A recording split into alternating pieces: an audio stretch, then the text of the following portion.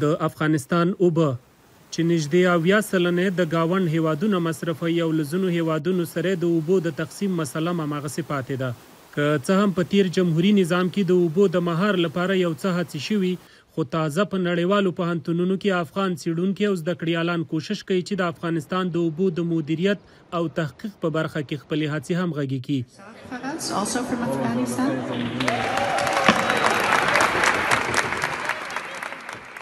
عمر سرفراز چې د افغانستان د اوبو د مدیریت په برخه کې 10 کلنه تجربه لري، تازه د امریکا له میزوري پوهنتونه د اوبو د سرچینو په برخه کې خپله دویمه ماستري واخیستله. 2000 کال کې د اوکیپي سکالرشپ د لارې ما د هالند معتبر پوهنتون IHE ته لاره پیدا کړه چې کوم ځای کې ما د اوبو تنظیمولو سیاسي برخه کې ماستري ترسره کړه، خو په دې هم ما بسنه ونه کړه او 2021 کال کې د فولبرایټ د سکالرشپ د لارې د امریکای د میزوري پوهنتون ته ما لاره پیدا کړه چې کوم ځای کې ما د اوبو تنظیمولو تخنیکي برخه کې ماستري ترسره کړه. هغه خپل تیزسم د کابل پر سیند لیکلی دی، وایي غواړي د اوبو د سرچینو په برخه کې دکتورا وکړي او وروستی نیت دی چې افغانستان ته ستون شي. په تحقیق بخش افغانستان په د اوبو تنظیمولو په بخش کې د همسایه ملکونو په مقابله کې ډیر کم تحقیق شوی دی او خصوصا د افغانستان د ځوانانو لخوا نه. نو دې لپاره زه هغه موضوعات چې کوم اوسه پورې افغانان ځوانانو نه دي څېړلي، زه په هغه موضوعاتو کې غواړم چې خپل تحقیق مخکې بوځم کوم کې خصوصا د اقلیم بدلون راځي.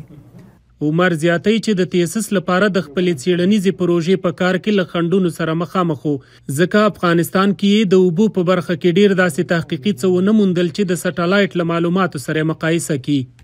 هغه وایي کوشش کوي چې په نړیوالو پوهنتونونو کې د دغې برخې له متخصصینو سره د همغږۍ یوه ښه چاره جوړه کړي، خو په دغه برخه کې د جمهوري نظام د اوبو د تنظیم ادارې مشر محمد نعیم سلارزي یو څه هڅې کړي.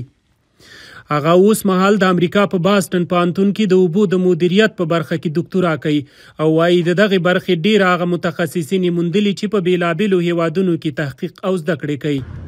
نو کوشش به مو دا وي چې د دې پلیټ فارم په توسط باندې دغه دوستان په دې وعده راکړو چې خپل تحقیق په افغانستان کې وکړي او د افغانستان د اوبو سکتور ته د تحقیق په بخش کې کار وکړي. هغه وایي په دغه برخه کې له لسګونو دغسې متخصصو کسانو سره غږېدلی او هڅه کوي چې په ګډه د افغانستان د اوبو د مدیریت په برخه کې کار او تحقیق وکړي. ذبیح الله غازي، اشنا ټلویزیون.